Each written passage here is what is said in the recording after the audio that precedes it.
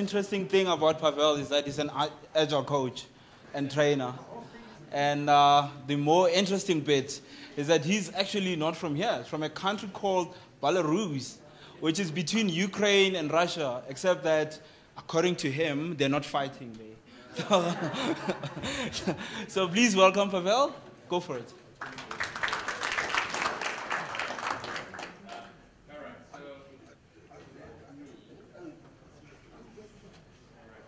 It says, okay, perfect.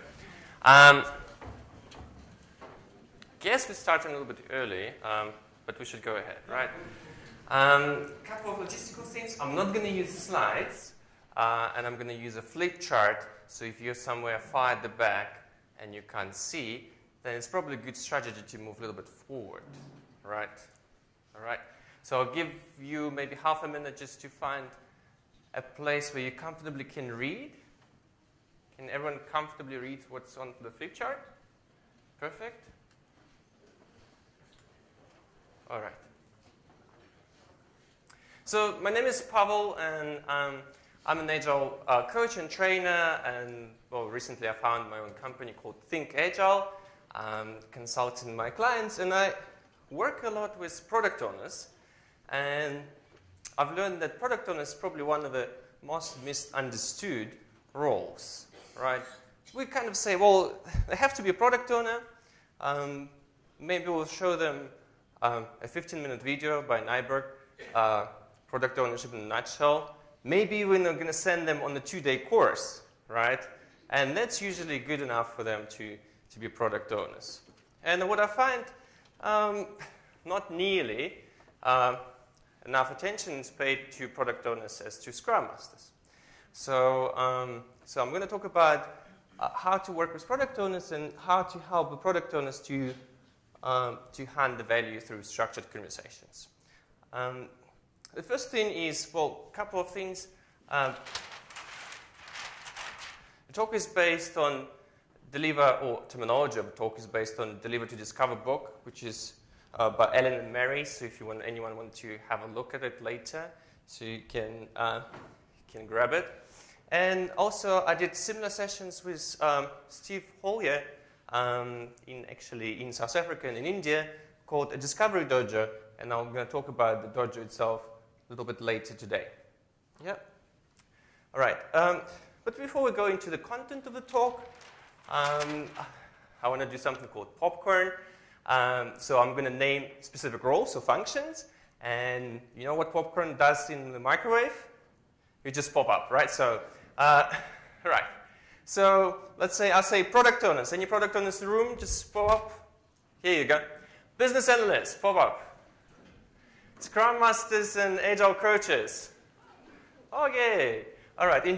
Requirements engineers. Okay, no one. Developers. Cool. Testers. No testers. UX people. Cool. Not you. Okay, one person. Cool. You can pop up multiple times. Managers. Managers. All right. And business owners. Anyone who owns business. All right.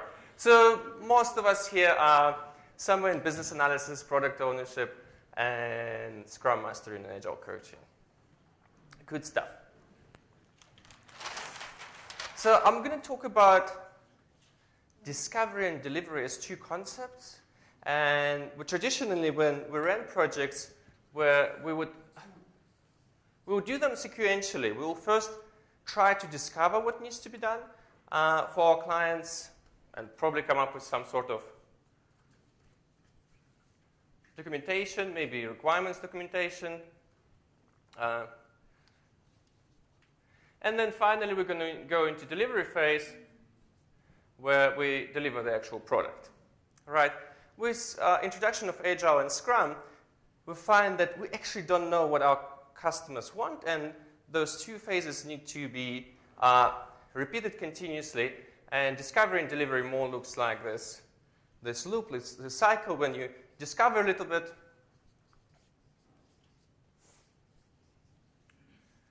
deliver a little bit more, based on the delivery, based on the feedback cycle, you go back into discover more things and more features, more user requests, right? And Product owner is a role which was actually designed to safeguard this process and to make sure that those loop is continuously happening.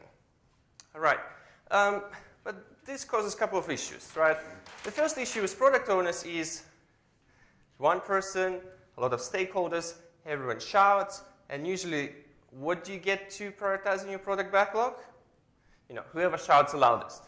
All right, and we often call it a proxy product owner or disempowered product owner. I call it disempowered product owner. Or we often call it a hippo effect, or hippo,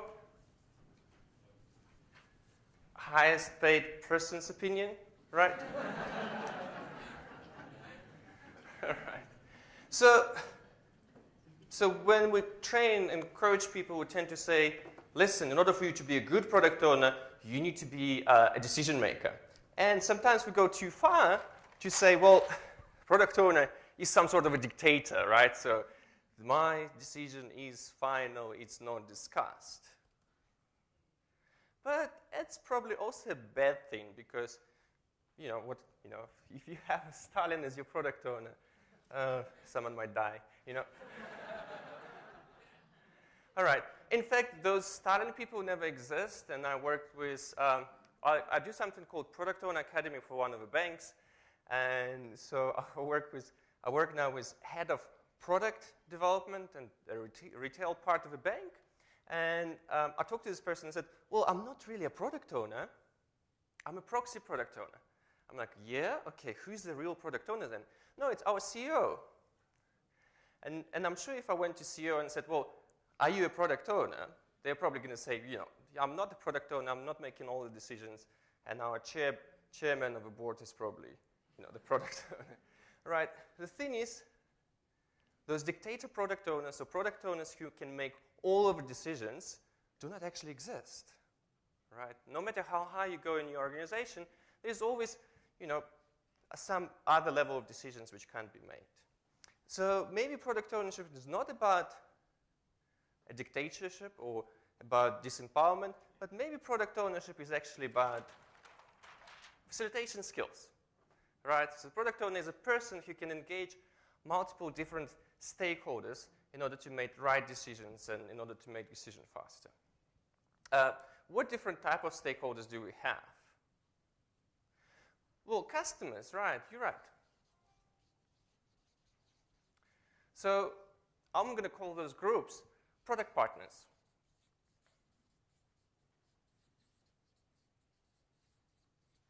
So customers are one of the groups of product partners, right? So those are users, buyers, maybe product advisors. Well, there's another group of people. Business, yeah. This is your product sponsor. Those are your executives. Those are your vendors or providers, right? Those are your subject matter experts, like your finance, HR, right? And there's this third one, help me out. Technology, obviously, yeah.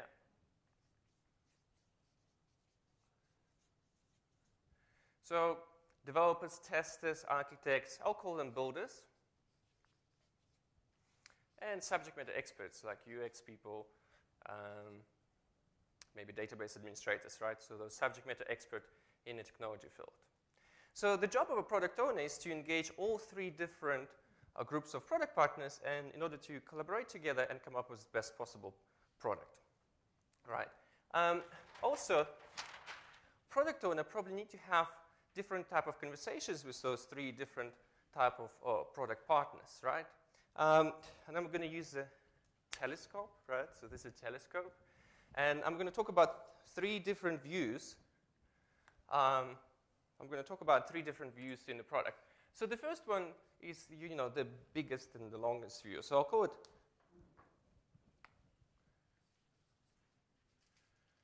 big view. What do I mean by that?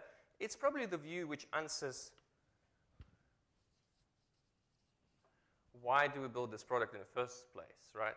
So your product vision, your product roadmap. This is the artifacts on that level of a big view. The second view is this one. It's a preview. Preview answers question, well, we understand why we're building it, but what are we going to do? Right, so what are we going to do about it? What features are we going to put into our product? Right, and the final view is the now view. So, well, how we're going to achieve that. That's the final view.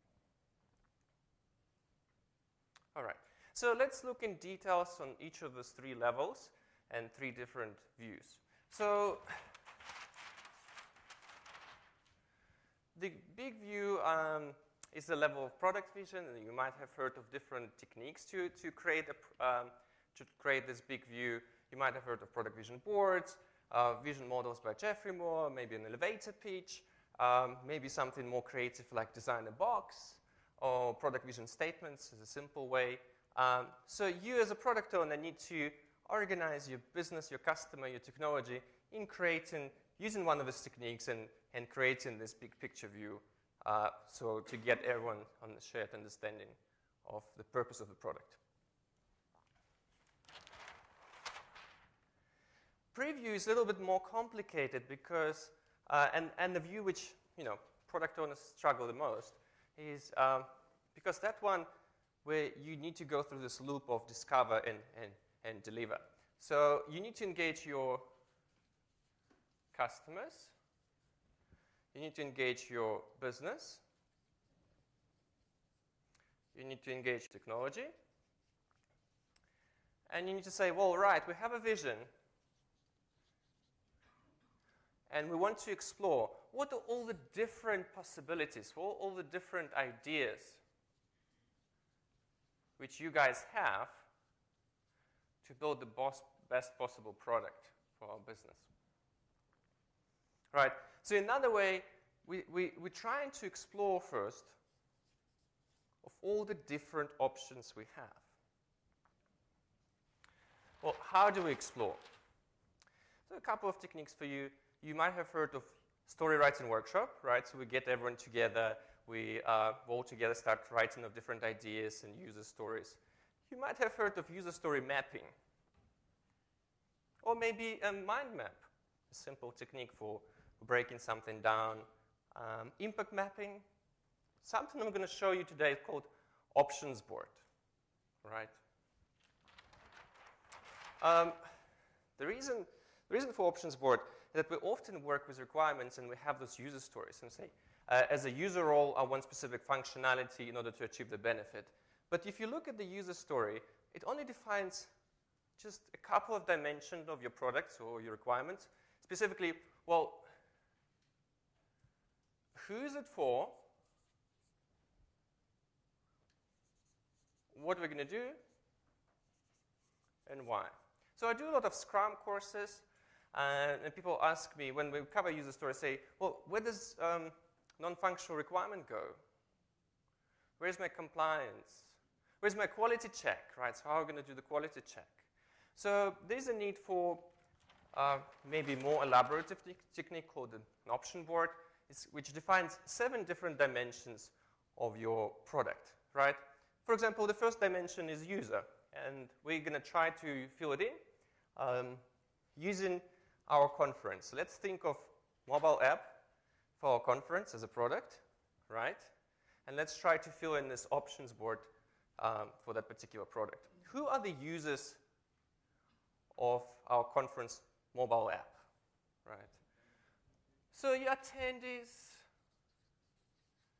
maybe speakers, right? You have sponsors, you have organizers. So which interfaces are you going to use to engage with each other? Well, so obviously mobile app, I mentioned that already. But are there any alternative, other different interfaces we have available? Well, website.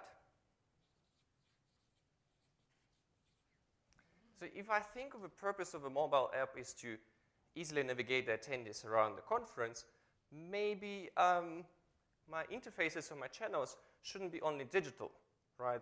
So if I have a printout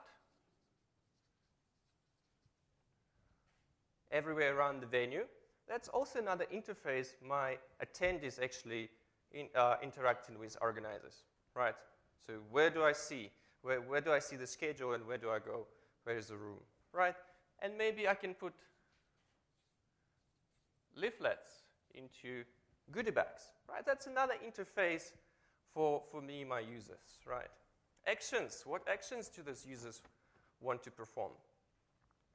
Well, probably look for the next session.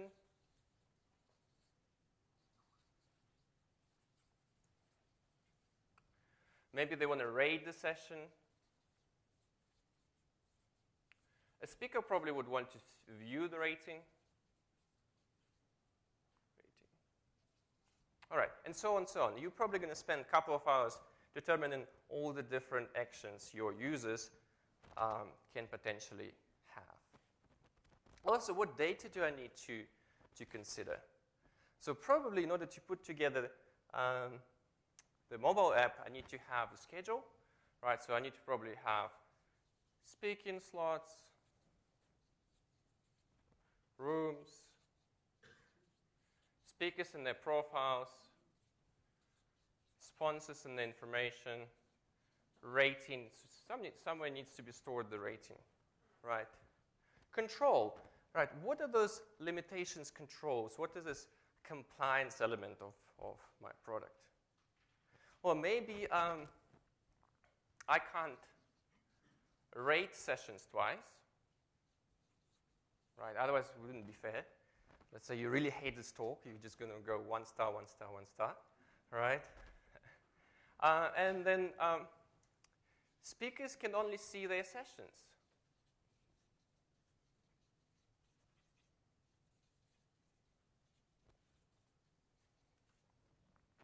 What are different environments I need to work with?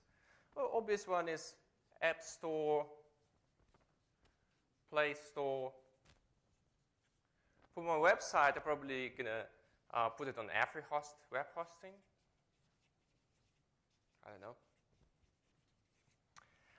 know. What are the environments? Environments can be physical as well. So where are we located now? At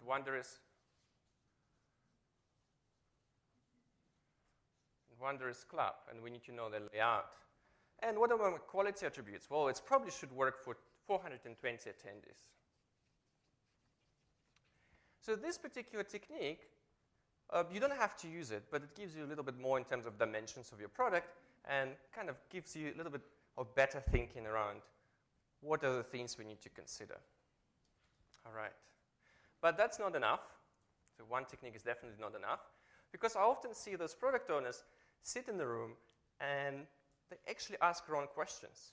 They're going to say something like, is that important? Right? And the answer to this question is only yes or no, right? And you're most probably going to get the answer, yes, it's important, right? So that's probably not a very facilitated, collaborative question. Even worse, I hear people say, are you sure it's important, right? So I want to bring something else. I want to bring something I call powerful questions, right? If you're a product owner, and if you're a product owner facilitator, you probably want to ask more powerful and elaborating questions, right? Question yes or no, or question which one do you prefer, probably not as powerful as questions, well, who, when, where. Even more powerful questions are how and what. And obviously the most powerful is why. A couple of examples. Instead of asking, is it important? You want to ask, why is it important, right? Because together you might come up with all the different options. How about, what would we like to achieve? Or who could solve it the best? Or for example, what's stopping us? And then you identify some controls, right? Identify some constraints of your product. What can we do now? And how will we know it will be done, right? Once you had the vision and did the exploration phase, you're obviously going to end up with a lot of ideas, right? And as you see, in a matter of 2 minutes, we came up with all the different options on our option board.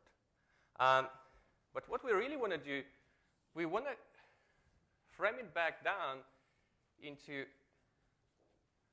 our product backlog. So we can form our now view. What are we going to do now? All right, and this, well, in order for us to do that, there's obviously a filter which we need to apply. And I call this filter a value filter.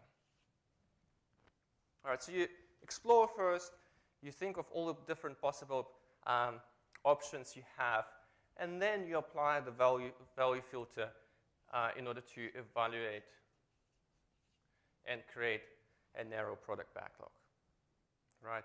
Well, value is an interesting word because we're all going to use it in our prioritization sessions, but it's going to mean different things for all of us. In fact, it's okay to mean different things because for customers, what would they want? What would they consider as value? Maybe time saved, right? So maybe a cheaper ticket for an airline. So that's what they consider value. For your business, value could be, well, how can we make more money? How can we generate revenue? How can we save costs? Maybe how can we increase our customer satisfaction? And for technology, value means, is it a sustainable solution? Can we build it? Is it feasible? Are we going to be able to maintain it at low cost, right? So the product owner, you actually get those groups together and you ask them a question, what motivates you? What motivates you? And they come up with the different aspects of value, different definitions of value. You combine it together and that's how you end up with a value filter. If you don't do that, then you're going to end up with everyone wanting everything in your product, all right? And finally, the now view is the view of what are you going to do in the next sprint or in the next iteration. So what do you do as a product owner? Well, you probably need to come up with prioritization. Right? So your team can work over a single prioritized list. And you need to emphasize on shared understanding. Your job here is not to tell your team how to do things. Your job here is for your team to really understand why we're doing and what are we doing for our product, right? And then you leave the hard part to your team to actually figure out, right? So far we talked about 3 different product partners, customer, business, and technology, and the product owner needs to be a facilitator for that. The product owner probably needs to have conversations with those 3 different partners. Conversations around the big view, why we're doing things in the first place. The preview, what are we going to do in order to achieve our vision? And the now view, so well, how are we actually going to do that? What's the next thing we're going to do, right? So on that, it's actually the first part of my talk. And I have a second part. It's called the Dodger. We're not going to do it here. We're going to do it on the same level, but across on the other side.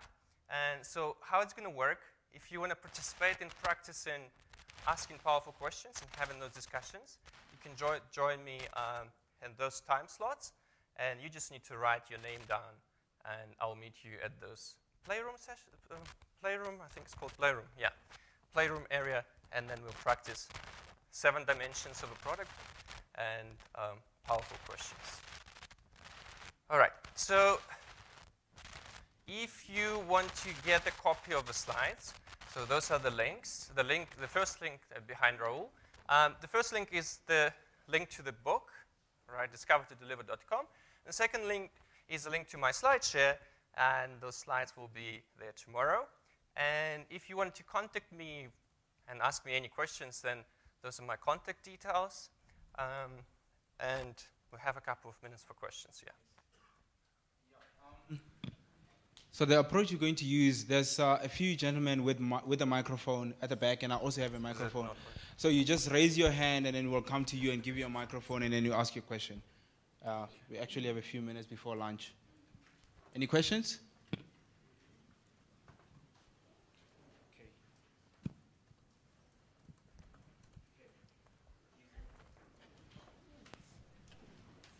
Thanks. So we're a contractor and outsourced to a big corporate. How would you go about convincing this corporate that we need to get in contact with the users? You're a contractor in which role? Well, we do the development of the front-end mobile app. And the product owner comes from which side? Well, we have a product owner from our side, but they have one on their side as well. All right. So the question is, well, we are a vendor. We have a development team and a product owner on our side, and there's also a product owner on customer side, but we don't have access to the users. How can we engage with the users? So what do we do? So probably I need to tell you a story. I work for one organization, and they built a beautiful Agile product over a short period of time, maybe like 6 months. They released it to production to find out that there was only one sign-in in the first months. Oops. A lot of millions of rands went to there just to find out that no one wants it. So I think the question you should ask, well, how do you know this is the thing your customers actually want? Right. So you need to ask that, maybe tell them the same story, saying, these things like that happen, and if you don't do that, you have a huge risk of delivering something that no one needs. Interesting that when we construct, and I showed you product vision board as a technique for product visions, they need to construct a hypothesis saying you always have a customer who has a problem, which we then can build a solution for, right? But not every solution would find a customer with a problem. Right, so you need to always construct your hypothesis from a client side, from a customer side, and if you don't have access to that, then you pretty much, you can only guess. Yeah. All right, there was a question there. Hi, can you hear? Wanted to ask, how best do you think someone can create rapport with the PO? Because, whenever you ask questions like why, yes, there's this, I suppose, anger, this accusatory tone, like, why do you want this? They get very defensive. How do you think you can... All right, so there are two different ways of asking why do you want it. Is, Tony, why do you want it? All right, so that's probably the why which you're talking about. And there's a way of, Tony, I'm going to ask you why you want it, because we want to explore all the different options and see if we can, find all the different possible solutions and, find the cheapest for you, right? One costs you the least. Maybe explaining why you're asking the question why is also important, yeah? Hope, did it answer the question? It's just the way you ask the question itself, yeah? Yeah.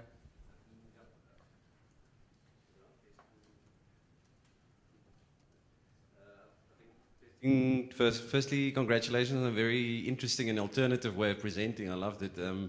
I just wanted to say you started the talk by saying the product owner role is the kind of mostly misunderstood and really bizarre, almost the role, and I want to almost now ask the right question then. So why would you think that is? Do you have specific insights as to that? So the question is, well, why is product owner's role misunderstood? Is because we have this idea, and even in Scrum Guide saying the product owner is the ultimate decision maker and makes all the decisions. So we have this idea that it's like a dictator or tyrant, and all we need to find is the person who can make all the decisions. So I actually, in order to solve this problem for organization, we actually run something called Product Owner Academy. It's a 4 months educational program where we meet every week to really change the mindset of people, not just to train them, but to build a new mindset. I think it's just because we always focus on Scrum Master and the process side, but never would talk about how to be a good product owner as a facilitator. Yeah. We never say product owner should be a facilitator in the first place. We say Scrum Master is a facilitator. Yeah. Any other question? Yes. So it appears that most of what you're talking about is like true requirements elicitation. Yeah. But in the multifunctional thing, do you see this as an overlap with a business analysis? Or?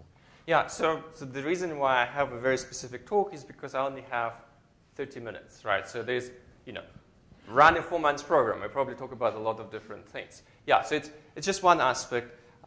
Just kind of gave you an entice. But there's different things like rapid experimentations, like lean startup. How do you actually go to your customers? How do you get out of the building and actually ask your customers' feedback? What are all the different approaches to that? So business analysis in terms of, well, those are techniques just to create those views, but there are other techniques in terms of communication techniques, like diagrams, process flows, writing user stories in the best way. So there's a lot of different skills a product owner needs to have. I just picked one for this talk. Hope it kind of makes sense.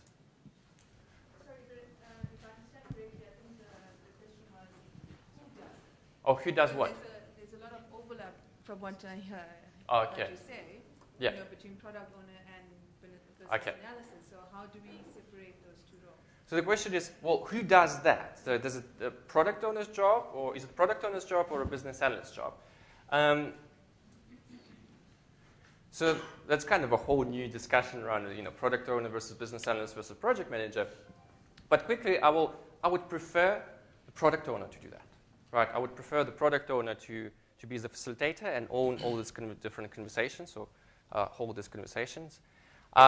If you don't have your product owner doing that, but you have your business analyst doing that, maybe you need to consider that your business analyst is probably the true product owner. Yeah. If no one is doing it, then maybe the question you have is, well, is this product important? Right? If no one wants it to be built, that is it even important? So there's no straight answer. And sometimes I've seen product owners doing it, I've seen business analysts doing it, and I've seen they're doing it as a team. Right? So I'm more talking about the function which needs to be done as part of the Agile process. Okay, thank you. I think we'll break for lunch now. And if you want to continue the conversation,